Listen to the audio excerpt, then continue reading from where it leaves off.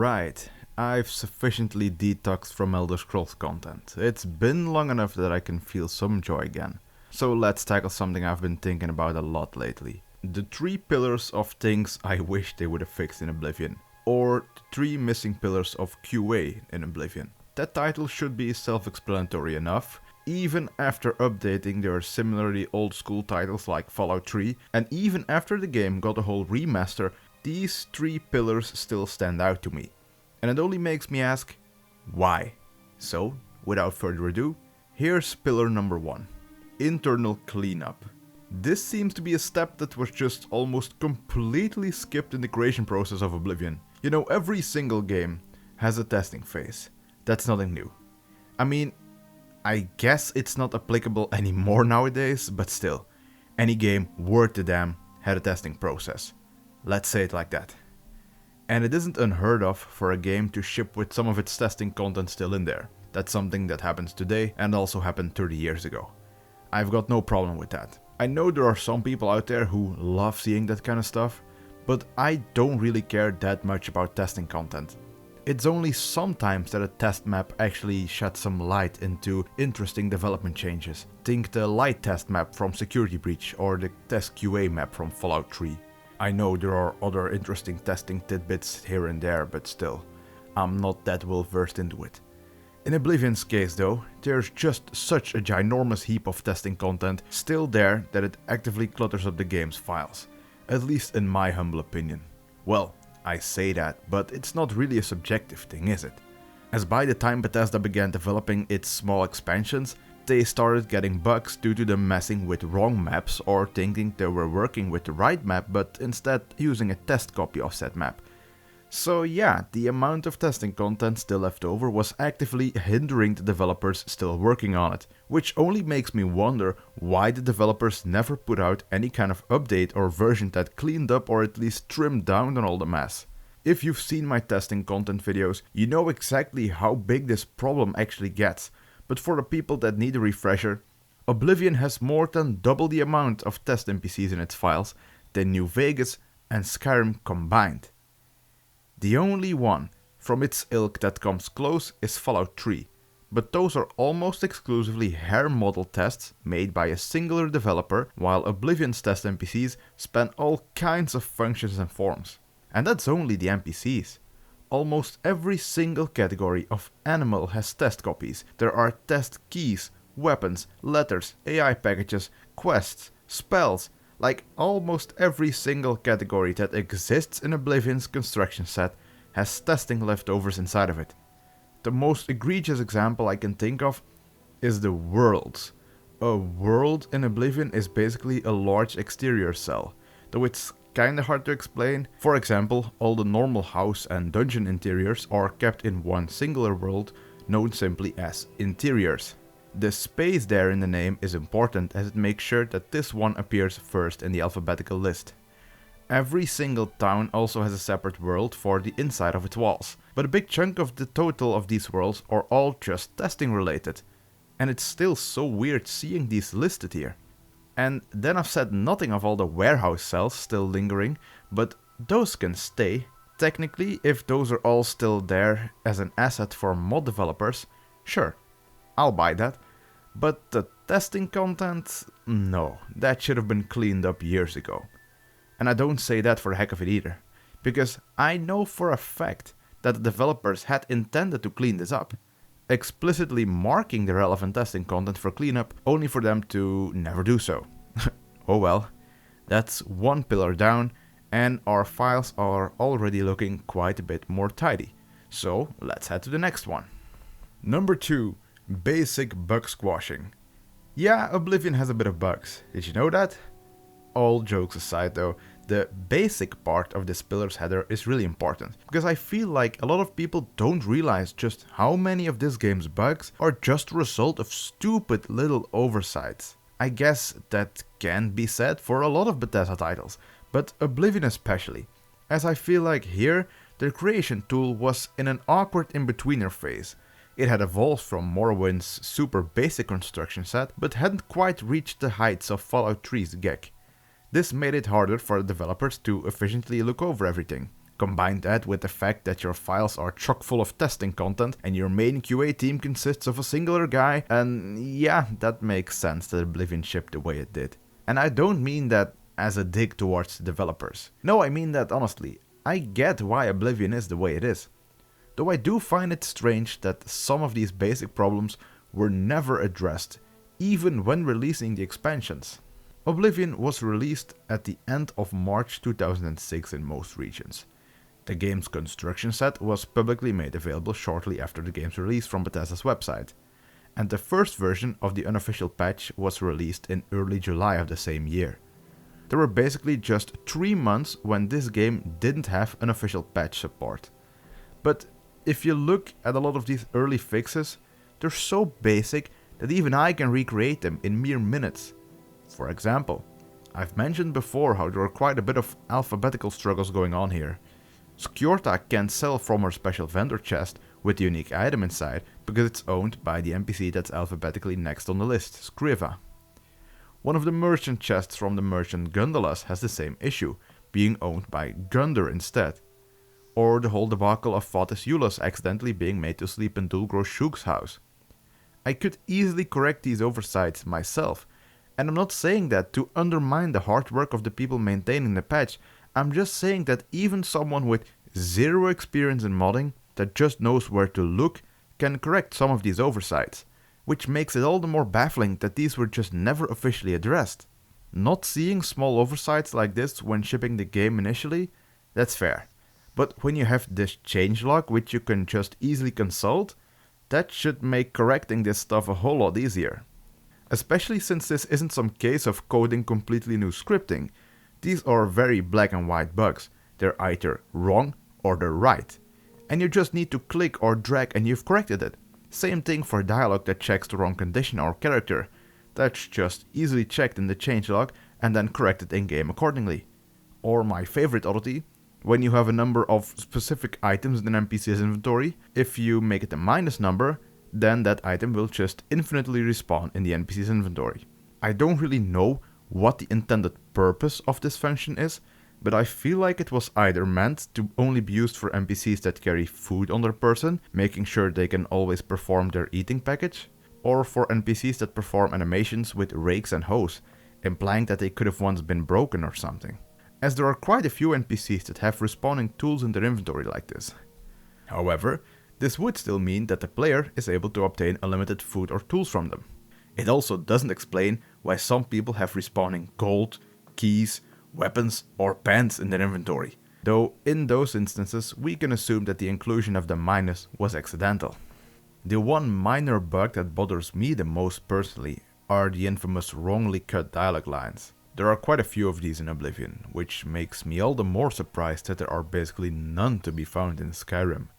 Though again, that's also to do with how the game's files are structured. In Oblivion, most of the lines containing oversights, they're rumor lines. And these aren't really easy to distinguish when all lines look like this, compared to Skyrim, which has a lot more unique reaction lines, and likely a larger team responsible for keeping this in check as well. Here's how long it takes to fix this. I heard that thieves broke into the Arcane University, the Imperial Legion compound, and the temple all on the same night. Wait a minute, let me do that one again. I heard that thieves broke into the Arcane University, the Imperial Legion compound, and the temple all on the same night.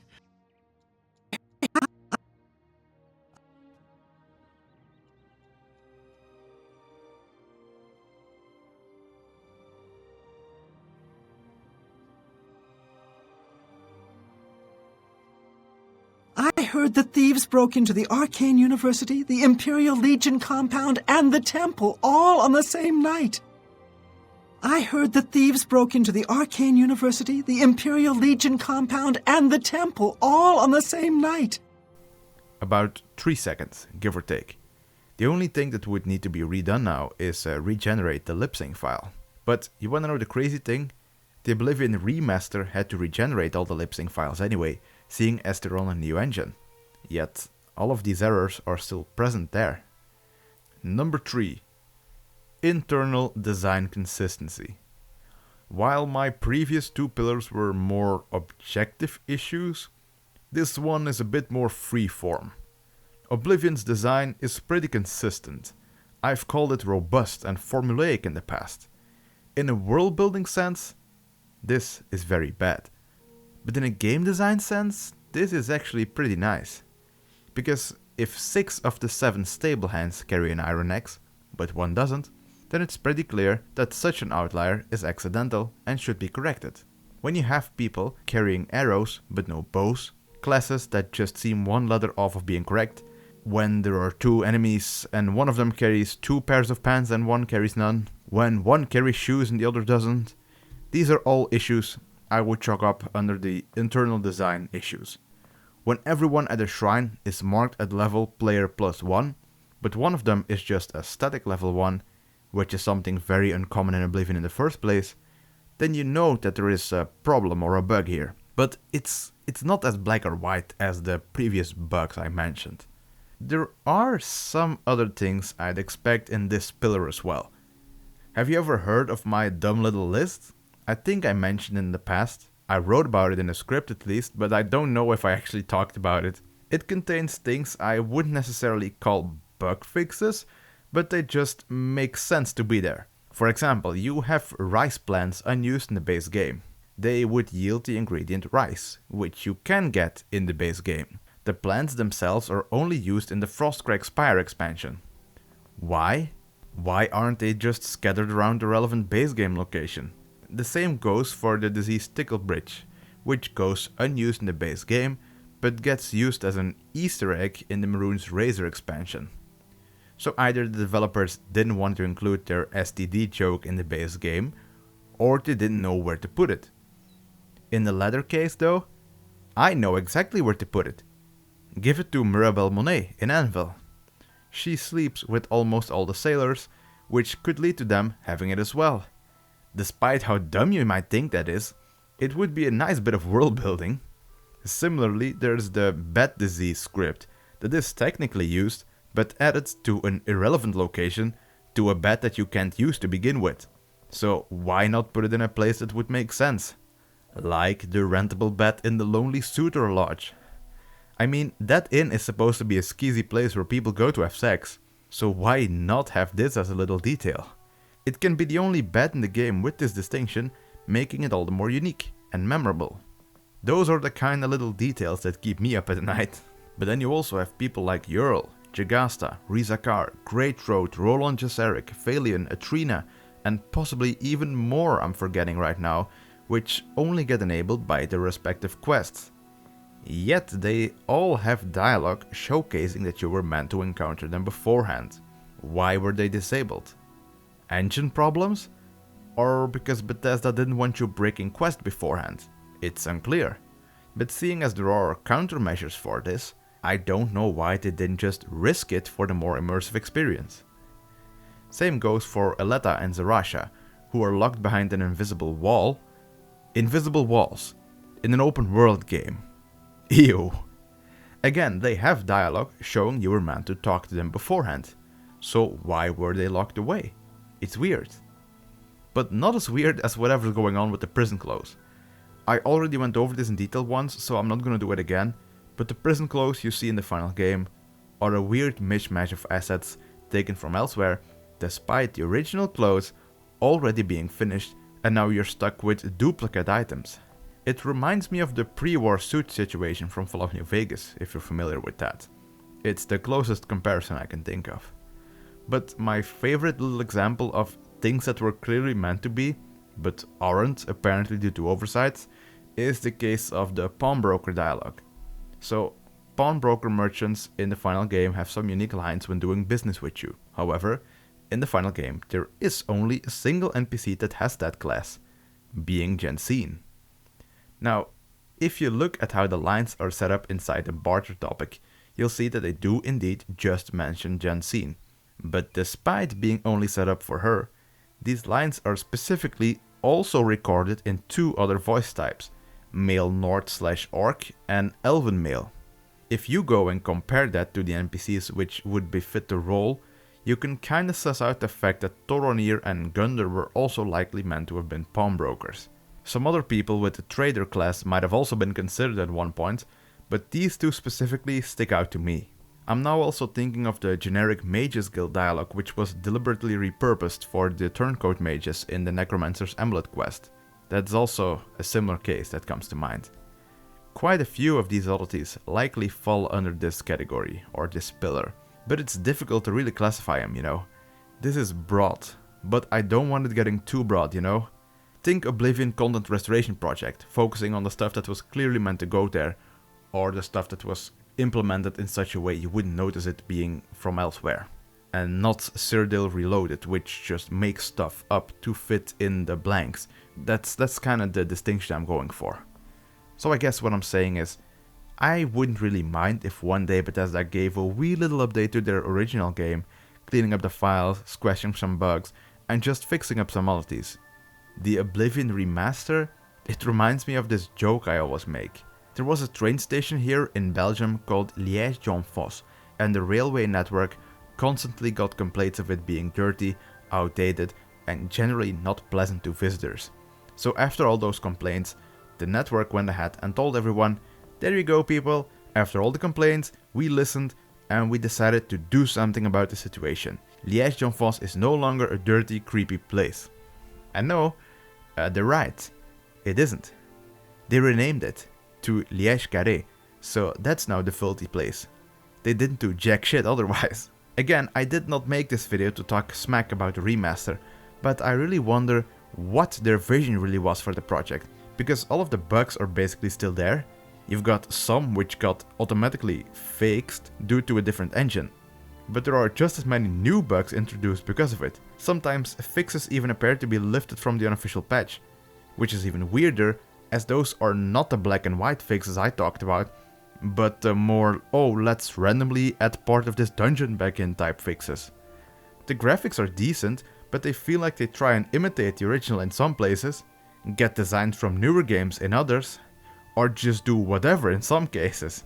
There doesn't appear to be a coherent design philosophy behind it all, and I guess that's what bothers me the most.